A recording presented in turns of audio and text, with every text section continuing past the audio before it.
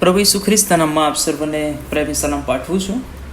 અને આજે આપણે જખાર્યા પ્રબોધકના પુસ્તકમાં 11મો અને 12મો અધ્યાયનો અભ્યાસ કરવાના છીએ. પણ અત્યારે આપણે ખાસ એક પ્રાર્થના પણ ટૂંકી કરવા માગીએ છીએ કે જેઓ અમદાવાદની અંદર એરપોર્ટ નજીક જે એક ભયંકર દુર્ઘટના ઘટી અને પ્લેનની અંદર જે હતા બધા લોકો મરણ પામ્યા છે. અને જે હોસ્ટેલ છે બાજુમાં એમાં પણ ઘણા બધા લોકો મરણ પામ્યા છે અને ઘણા સારવાર હેઠળ છે. આપણે પ્રાર્થના કરીએ કે પ્રભુ એમના દુઃખિત પરિવારોને દિલાશી હિંમત આપે અને આ પરિસ્થિતિમાં પ્રભુ એમની સંભાળ લે. આવો પ્રાર્થના કરીએ. કૃપાળુ ઈશ્વર, અમે પ્રાર્થના કરીએ છીએ આજે જે સવારે દુર્ઘટના બની બપોરે અને એની અંદર બહુ મોટી જાનહાનિ અને ઘણા બધા લોકો મરણ પામ્યા છે, પણ દુઃખિત પરિવારોને અમે તમારી પાસે લાવીએ છીએ. તમે પ્રભુ તમારી દયાથી એમને ભરો, સાંત્વના આપો, કારીગર ઝીલવાને માટે હિંમત, બળ, સામર્થ્ય આપો અને આ પરિસ્થિતિમાં પ્રભુ તમે એમની સાથે રહો. અત્યારે અમે અભ્યાસ કરીએ તમારા વચનો, ત્યારે પણ વચન શીખવા અમને તમારા આત્માની સહાય આપો. પ્રભુ ઈસુ ખ્રિસ્ત મારફતે માંગીએ છીએ, સાંભળો અને સ્વીકાર કરો. આમેન. આજે આપણે જખાર્યાના પુસ્તકની અંદર 11મો અને 12મો અધ્યાય આપણે જોવાના છીએ. હવે આ અધ્યાયની અંદર આપણે જે જોવાના છીએ 11મા અધ્યાયની અંદર જે પહેલી બાબત છે કે ઈશ્વર એ એના લોકોનો અવાજ સાંભળે છે, એના લોકોની ચિંતા રાખે છે બધું, પણ જ્યારે એના લોકો ન સાંભળે ત્યારે ઈશ્વર નારાજ પણ થાય. અને અહીંયા આગળ ઇસ્રાયેલી પ્રજા અને યહૂદાની આસપાસ જે ઘણા બધા લોકો અને ઘણા પડોશી રાજ્યો ને શહેરો અને દેશો છે, એ બધા પણ ક્યાંક ને ક્યાંક રીતે આ પ્રજા માટે એ હેરાનગતિ પણ બન્યા અને ઘણી બધી જગ્યાએ ઈશ્વરે એમના દ્વારા આ પ્રજાને શિક્ષા પણ કરી. પણ અહીંયા આગળ ઈશ્વર એ જે વાત કરે છે જખાર્યા પ્રબોધકના પુસ્તકની અંદર 11મા અધ્યાયમાં 1-3 જે કલમો છે, અને ત્યાં આગળ જે લખવામાં આવ્યું છે કે લબાનોન જે વિસ્તાર છે અને ત્યાં આગળ એના લબાનોનના 2 મુખ્ય શહેર છે, તુર અને સિદોન. અને ત્યાં આગળ એ એરેજ વૃક્ષો માટે અને દેવદાર વૃક્ષો માટે આ જે શહેરોને આ જગ્યા છે એ બહુ પ્રખ્યાત છે. એમના જંગલો બહુ જાણીતા છે. અને આજના સમયની અંદર આપણે જો જોઈએ તો સોનું જે દેશોની પાસે વધારે હોય અને જે દેશો પાસે ટેકનોલોજી વધારે હોય, શસ્ત્ર વધારે હોય, સૈન્ય વધારે હોય અને બળવાન ગણવામાં આવે, એ જ પ્રમાણે સમયોની અંદર જેમની પાસે આવા જંગલો હોય એવાઓને પણ એ મજબૂત અને શું કહેવાય બળવાન ગણવામાં આવતા હતા. અને એટલે એમનું અભિમાન પણ આ વૃક્ષો અને આ જંગલો હતા, કારણ કે એનીથી એમની બધી જરૂરિયાતો પણ પૂરી પડતી. અને આપણે જાણીએ છીએ જૂના કરારની અંદર ઘણી બધી જગ્યાએ એ કહે છે કે આ વૃક્ષોના કહે છે કે લાકડા અને કહે છે કે એની આપલે પણ કરવામાં આવતી મંદિરને માટે અને મહેલો માટે. અને અહીંયા આગળ પણ આ જે એમનું અભિમાન છે એના વિશે પ્રભુનું વચન કહે છે કે હે લબાનોન, તારા દ્વાર ઉગાડ કે અગ્નિ તારા એરેજ વૃક્ષોને ભસ્મ કરે. દેવદાર વૃક્ષ બૂમ પાડ, કેમ કે એરેજ વૃક્ષ પડી ગયું છે, કારણ કે ભવ્ય વૃક્ષો ખેદાન મેદાન થઈ ગયા છે. અને હે બાશાન, એટલે આ જે બાશાન શબ્દ છે એ એના જે ઓક વૃક્ષો છે એને કદાચ ચીડનું ઝાડ અથવા તરુનું ઝાડ તરીકે પણ ઓળખવામાં આવે છે. જે સિરિયા જે દેશ છે એની તાકાત ગણવામાં આવે છે. પણ પ્રભુનું વચન કહે છે કે બધું કહે છે કે સુરક્ષિત ગાડું વન એ જમીન દોસ્ત થઈ ગયું છે. અને ઈશ્વરનો કોપ, હવે વિચાર કરો કે ઈશ્વર કરે ત્યારે કેવું ભયાનક કરે. અને આજના સમયની અંદર પણ આટલી બધી ટેકનોલોજી છે છતાંય કહે છે કે જંગલોને ઓલવવા એ બહુ અઘરો વિષય છે. અને ઈશ્વર કહે છે કે આ લોકો માટે આવું કરશે તો કેવી ભયંકર બાબત થશે. અને અહીંયા આગળ આ ઈશ્વર એ બાબત બતાવે છે કે જે ઘેટા પાળકો છે, 3જી કલમ કે ઘેટા પાળકોનો પોકનો અવાજ સંભળાય છે, કેમ કે તેમનો વૈભવ નષ્ટ થયો છે. અને સિંહના બચ્ચાની ગર્જનાનો અવાજ સંભળાય છે, કેમ કે યર્દનનો ગર્વ નષ્ટ થયો છે. એટલે કે ત્યાંના જે આગેવાનો છે એમનો પોક, એમનું રુદન, એમનો આક્રંદ એ આગળ સંભળાય છે. અને ઈશ્વર એમના માટે, એ પાડોશી દેશો માટે એ કહે છે કે ઊભા થાય છે. અને એમને જે ઈશ્વર લોકો વિરુદ્ધ કર્યું એની સામે ઈશ્વર પણ ઊભા થાય છે અને કહે છે કે બધાનો ગર્વ એ વૈભવ એ ઈશ્વર નષ્ટ કરે છે.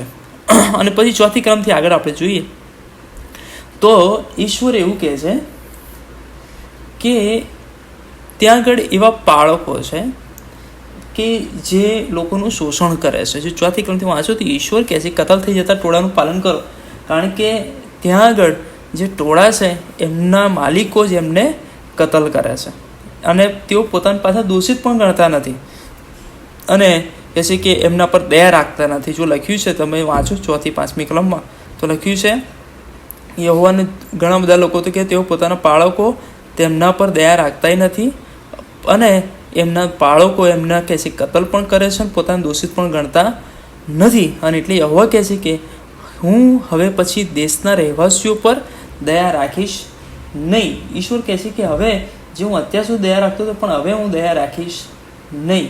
અને ઈશ્વર એ પ્રમાણે વાત કરે છે કે હું સર્વ મનુષ્ય પર પોતપોતાના પાડોશીના હાથમાં તથા પોતાના રાજાના હાથમાં સોંપીશ અને તેઓ દેશનો નાશ કરશે ને તેઓના હાથમાંથી હું તેમને છોડાવીશ નહીં. હવે આ પરિસ્થિતિ એ હવે આપણે ના માને કે બંદીવાસ થઈ જાય, કારણ કે બંદીવાસમાંથી પાછા આવ્યા પછીની આ બધી બાબતો છે, એટલે ભવિષ્યની બધી બાબતો કે જે એ ઈશ્વરના સમયમાં એ બધી બનશે. અને અહીંયા આગળ લખવામાં આવ્યું છે કે ઈશ્વર કહે છે કે એમના પર દયા રાખશે નહીં, એવી પરિસ્થિતિ એમના જીવનમાં બને.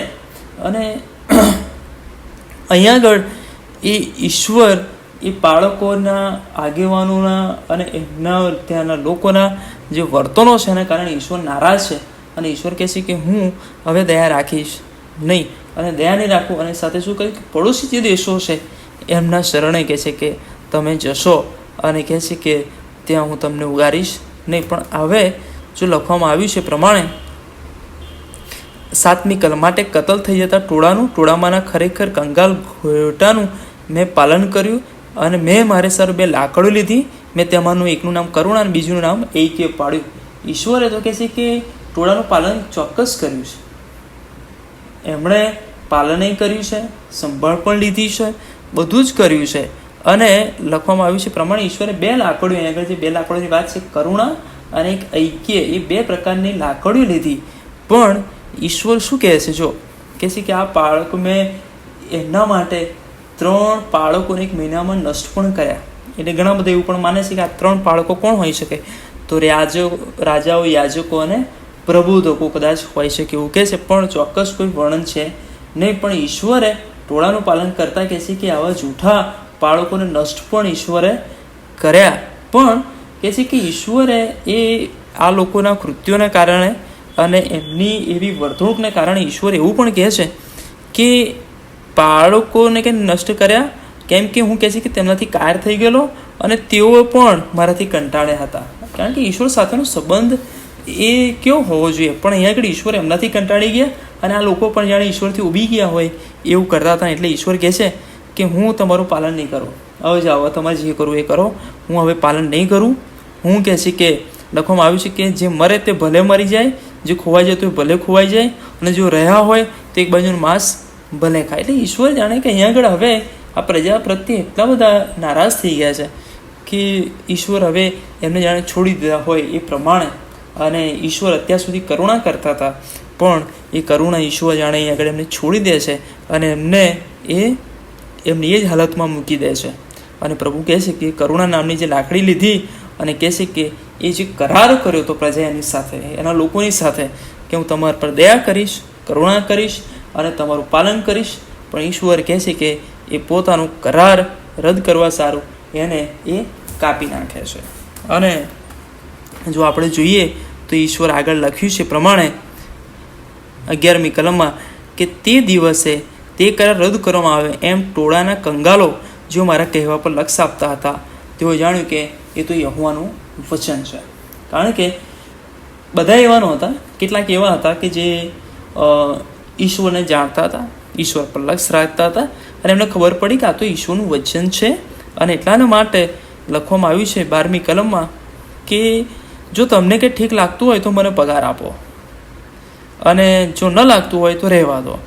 અને ત્યારે તેઓએ મારા પગારના 30 રૂપિયા તોડી આપ્યા. એટલે ઈશ્વર જ્યારે એમની પાસે વાતચીત કરે છે ત્યારે જાણે ઈશ્વર એમની પાસે માગે છે, પણ અહીંયા આગળ લખવામાં આવ્યું છે પ્રમાણે કે એમણે પગારના કેટલા 30 રૂપિયા તોડી આપ્યા. અને 13મી કલમ કહે છે કે યહોવાએ મને કહ્યું કે તેઓએ તારું મોટું મૂલ્ય કર્યું છે તે કુંભારની પાસે ફેંકી દે.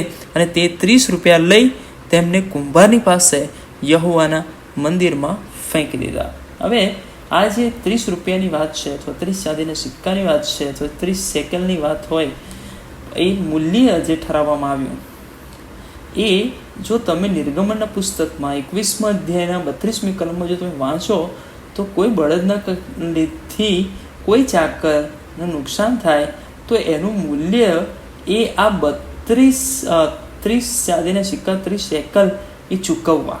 અને એટલે અહીંયા આગળ જો આપણે જોઈએ તો ઈસુ ખ્રિસ્તનું મૂલ્ય પણ જે આંકવામાં આવ્યું અથવા એવું માની ભવિષ્યવાણી આ પ્રભુ ઈસુ ખ્રિસ્ત વિશે હતી, જે માથી 26:15 અને 27:1-3 આપણે જોઈએ છે કે યહૂદાએ ચાંદીના કે છે 30 સિક્કા લીધા અને કે છે પ્રભુ ઈસુ ખ્રિસ્તને કે છે પકડાવી દીધા અને એમને પસ્તાવો થયો અને કે છે પાછા મંદિરમાં ફેંકી દીધા. પણ યાજકોને એમણે શું કર્યું? એનાથી કુંભારનું ખેતર વેચાતું લીધું અને એ મૂલ્ય જે આંકવામાં આવ્યું 30 ચાંદીના સિક્કા. હવે હું એવું માનું કે જો આપણે આ બેને સરખાઈએ તો ઈશ્વરનું મૂલ્ય એક ચાકરના મૂલ્ય જેટલું હોય. અને એ આજે પણ સમજવા જેવી વાત છે કે ઘણી બધી વખત આપણે ઈશ્વરનું મૂલ્ય એટલું કરી નાખ્યું છે. આજે તમને ઘણા બધાને ખોટું લાગે પણ આપણે એ મૂલ્ય ઈશ્વરને ભવનમાં આપીએ ને ત્યારે આપણે એક ભિખારીને આપતા હોય ને એવું ઘણી બધી વખત ઈશ્વરને આપણે આપતા હોય છે. અને એટલે આપણે ઈશ્વરને જાણે કે નોકર સમાન, દાસ સમાન, ભિખારી સમાન, કંગાલ સમાન આપણે ગણીએ છીએ ને એની સામે જ્યારે આવીએ છીએ તેનું મૂલ્ય આપણે ઘણી વખત કરવામાં આપણે નાદાની પણ કરી ચૂકીએ છીએ. પણ અહીંયા આગળ ઈશ્વર કહે છે, પછી શું કહે છે કે યહૂદા અને ઇસ્રાએલ વચ્ચે જે ભાઈપણાનો સંબંધ તોડી પાડવાને મેં મારી બીજી લાકડી જે આપણી એક્ય જે આપણે જોયું એ એક્ય લાકડી હતી એને પણ ઈશ્વરે કાપી કાઢી. ઈશ્વરનું વચન એ હતું કે હું એક કરીશ, ભેગા કરીશ. પણ આ પ્રજા એવી છે કે ઉત્તરે જો એ પહેલો રાજા 12મો અધ્યાય તમે જુઓ તો 2 વિભાજન થયા ઉત્તર અને દક્ષિણની અંદર. ઉત્તરમાં ઇઝરાયલ ગયા ને આ દક્ષિણની અંદર યહૂદામાં, એટલે એમ 12 કુળો ત્યાં આગળ વસવામાં આવે. પણ ઈશ્વર કહે છે કે હું તમને બધાને ભેગા કરીશ. અને પ્રભુ ઈસુ ખ્રિસ્તમાં પણ શું થયું? આ લોકોએ ઈસુ ખ્રિસ્તમાં જે એક થવાનું હતું એની જગ્યાએ એ લોકોએ કહે છે કે એક થયા નહીં અને ઈશ્વરના વચનો માન્યા નહીં. અને જે ભાઈપણાનો સંબંધ હતો એ રહ્યો નહીં. અને એટલાને માટે ઈશ્વરે કહે છે કે ઈશ્વરને એમણે નકાર્યા, પ્રભુ ઈસુ ખ્રિસ્તને એમણે નકાર્યા. અને એટલાને માટે તો કે છે ભેગા થઈ શક્યા નહીં. પણ ઈશ્વરના સમયમાં ચોક્કસ છે બાબત બનશે, ઈશ્વર બધાને એક કરશે. પણ અત્યારે કે છે ઈશ્વરે કહે છે કે લાકડી એક્યાને કાપી નાખી છે. અને પછી 15થી આગળ જો આપણે જોઈએ તો એક મૂર્ખ બાળકની વાત કરવામાં આવી છે કે મૂર્ખ પણ હિબ્રુની અંદર એના બીજા પણ અર્થ થાય, દુષ્ટ અને ક્રૂર પણ થાય છે બાળક સંબંધી. કે એવો બાળક છે કે એના વિશે જો તમે જુઓ કે એના પ્રજા જો નાશ પામતી હોય ને તો એ એની ખબર ના લે, વિખેરાઈ જતા હોય તો એને શોધે નહીં, ઘાયલ થયા હોય તો એને સાજાય ના કરે, નિરોગી હોય તેમને ચારે પણ નહીં, અને પોષનું માંસ પણ ખાય. એટલે આ એવો બાળક છે કે જે શું કહેવાય દુષ્ટ છે અને ક્રૂર છે. મૂર્ખ કરતાં આ 2 શબ્દો વધારે યોગ્ય લાગે, દુષ્ટ અને ક્રૂર. કે આવો બાળક ઊભા થશે. અથવા આ બાળકો વિશે એવું પણ આપણે કહી શકીએ કે ખ્રિસ્ત વિરોધીઓ આવા બાળકો ઊભા થશે અને કહે છે કે એ બાળક બનવાનો ઢોંગ કરશે પણ એનાથી બધાનું શોષણ કરશે. અને આજે આ વાત ચોક્કસ છે કે આજે નાશ પામી રહ્યા છે પણ ખબર લેનાર કોઈ નથી, વિખેરાઈ ગયા છે પણ શોધવા કોઈ જતું નથી. હે વાત સાચી કે નહીં? ઘાયલ થઈ ગયા છે પણ કોઈ સાજા કરવા જતું નથી, નિરોગી મળે છે પણ એમને કોઈ ચારવા જતું નથી. અને પુષ્ટ જે સારા લોકો છે એમનું જાણે કે માંસ ખાવા અથવા એમનાથી મળે એટલું પામવા પ્રયત્નો કરે. અને જૂઠા પ્રબોધકો અથવા જૂઠા બાળકો ઊભા થાય છે. પણ પ્રભુનું વચન એવું કહે છે કે ટોળાને તજી દેનાર નકામા બાળકને અફસોસ. 17મી કલમ, કારણ કે તેના હાથ પર તથા તેની જમણી આંખ પર તરવાર આવશે અને તેનો હાથ છેક સુકાઈ જશે અને તેમની જમણી આંખ છેક આંધળી થઈ જશે. ઈશ્વર એનો એક કોપ એના સમયમાં લાવશે. આવા લોકો ઊભા થયા છે ઈશ્વર જુએ છે કે આવા લોકો આવું વર્તન કરે છે જેને ઈશ્વર એક નામ આપે છે, જે નવ પાળક કે જૂઠો પાળક અથવા શું કહેવાય ઈશ્વર વિરોધી પણ કહી શકાય, ખ્રિસ્ત વિરોધી કહી શકાય, એવા આ મૂર્ખ દુષ્ટ અને ક્રૂર પાળક એ ઊભા થશે. પણ ઈશ્વર કહે છે કે એમને જોઈ લેશે. અને પછી જો આપણે 12મો અધ્યાય જોઈએ તો 12મા અધ્યાયની અંદર એ યરૂશાલેમ અને યહૂદા ઉપર જે ચઢાઈ થનાર છે એની એ ભવિષ્ય વાણી આપણે જોઈએ છે. અને આ અધ્યાયની અંદર તમે 6 વખત તમને એવું જોવા મળશે કે જ્યાં આગળ એવું લખવું હોય તે દિવસે એવી રીતે એ ઈશ્વર વાત કરે છે. અને શરૂઆતની જે કલમ છે એમાં ઈશ્વર પોતાની ઓળખ આપે છે ભવિષ્યવાણી કહેતા પહેલા કે ભાઈ આકાશોને વિસ્તારનાર, પૃથ્વીનો પાયો નાખનાર તથા મનુષ્યની અંદરના આત્માનો સર્જનહાર એ યહોવા છે. અને આકાશોને વિસ્તારનાર એટલે જો તમે સાયન્સમાં થોડું રુચિ ધરાવતા હોય તો એવું કહેવામાં આવે છે કે આ જે અંતરિક્ષ છે એ વિસ્તૃત થતું જાય છે. અને આ સૂર્ય અને એની આસપાસ જે ગ્રહો છે એક જ જગ્યા પર નથી, આગળ ને આગળ એ વધે જ જાય છે, ચાલે જાય છે. અને એમનો જે ક્રમ છે ચાલુ છે ને આગળ વધે છે. અને એટલે આ માણસોની સમજની બહાર છે, પણ એવો ઈશ્વર સર્જનહાર છે.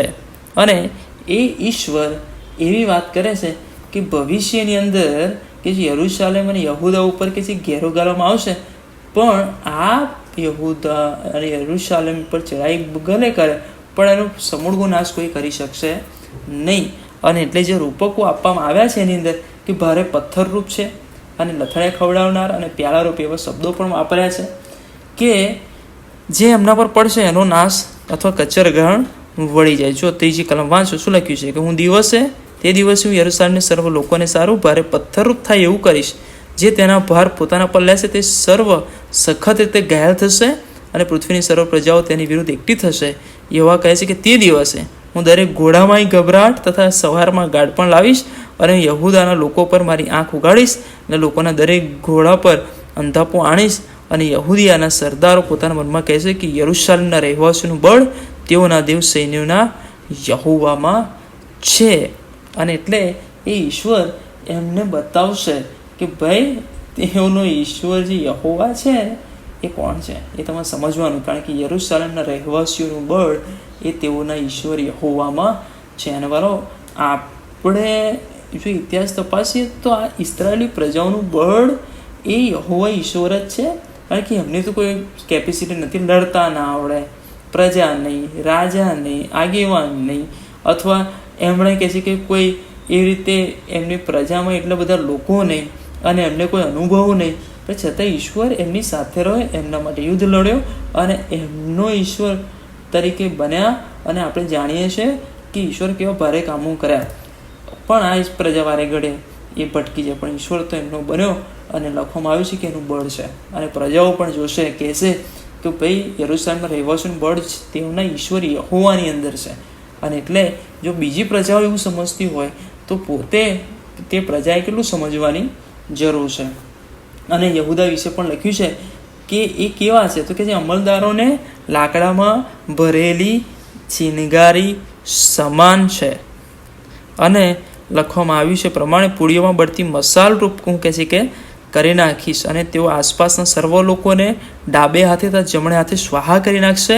અને યરૂશાલેમના લોકો હજી પણ ફરીથી પોતાની જગ્યાએ એટલે અસલના યરૂશાલેમમાં વસશે. એટલે ઈશ્વર એ પુનઃસ્થાપિત જે કરવાની વાત છે કે તેઓ કે છે બીજી પ્રજાઓ ઉપર તો હાવી થશે જ, બળવાન થશે જ, પણ સાથે સાથે એ લોકો પાછા પુનઃસ્થાપિત થશે અને પોતાના જે વતન છે યરૂશાલેમની અંદર એ લોકો વસશે. અને પછી 7મી કલમ એ યહૂદાના તંબુઓને પણ પ્રથમ ઉગાડશે અને દાઉદના વંશની પછી બધી બાબતો એ આપણે જોઈએ છે.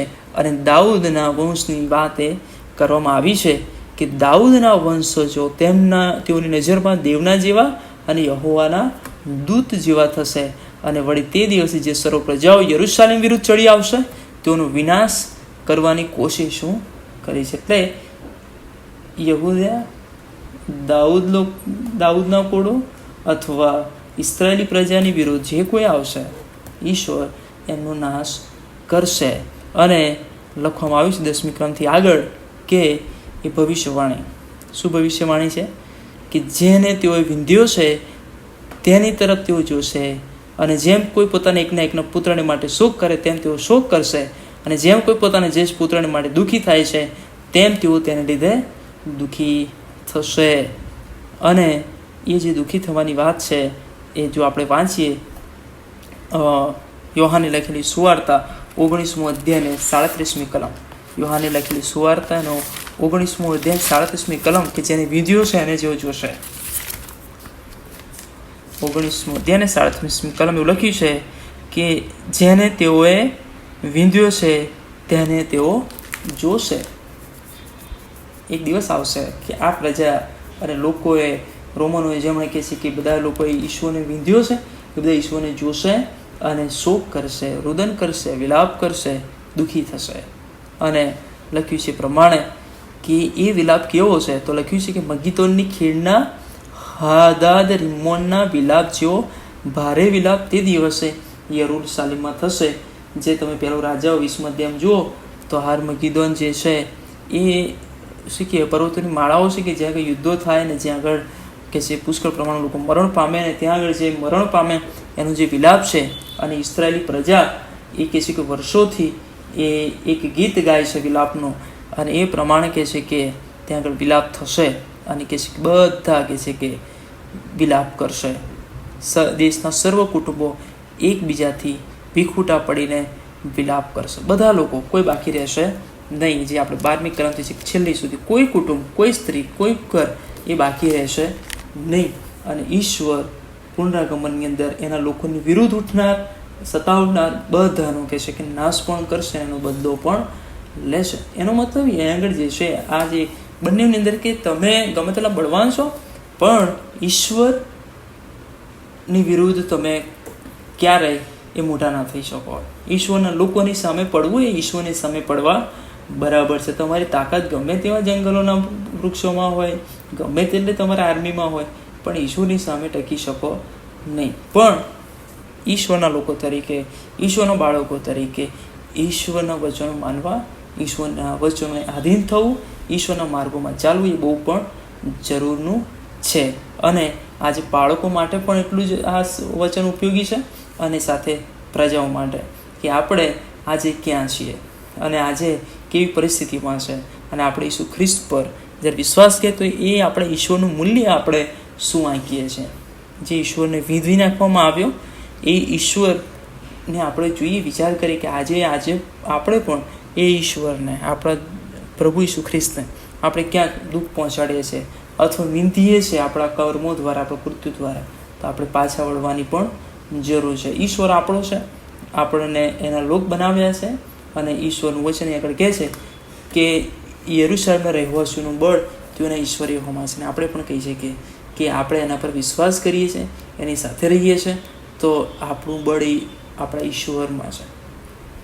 અને કહે છે એ ઈશ્વરનું બળથી જ આપણે જીવી શકીએ છીએ, ટકી શકીએ છીએ, પડકારો ઝીલી શકીએ છીએ અને આશીર્વાદિત થઈ શકીએ છીએ. પ્રભુ આ વચનો દ્વારા આપણને એનો વિશેષ આશીર્વાદ આપે. પ્રાર્થના કરીએ. કૃપાળુ ઈશ્વર, તમારા પવિત્ર વચનો પ્રકાશને માટે આભાર માનીએ છીએ. અમારા જીવનો થકી તમે મહિમા પામો, અને આ અભ્યાસ દ્વારા અમે વધુ શીખીએ, વધુ સમજ કેળવીએ એવું તમે થવા દો. પ્રભુ ઈસુ ખ્રિસ્ત મારફતે માંગીએ છીએ, સાંભળો અને સ્વીકાર કરો. આમેન. હવે આપણા તારનાર પ્રભુ ઈસુ ખ્રિસ્તની કૃપા, દેવ આપનો પ્રેમ, પ્રભુ પવિત્ર આત્માની દિવ્ય અને મીઠી સંગતનો આશીર્વાદ આપણા સર્વની સાથે, અને જેઓ વિમાન દુર્ઘટનામાં મૃત્યુ પામ્યા છે એમના દુઃખિત પરિવારોની સાથે, જેઓ ઘવાયેલા છે તેઓને એમના પરિવારોની સાથે હમણાં તે સદા સર્વકાળ સુધી રહો. આમેન.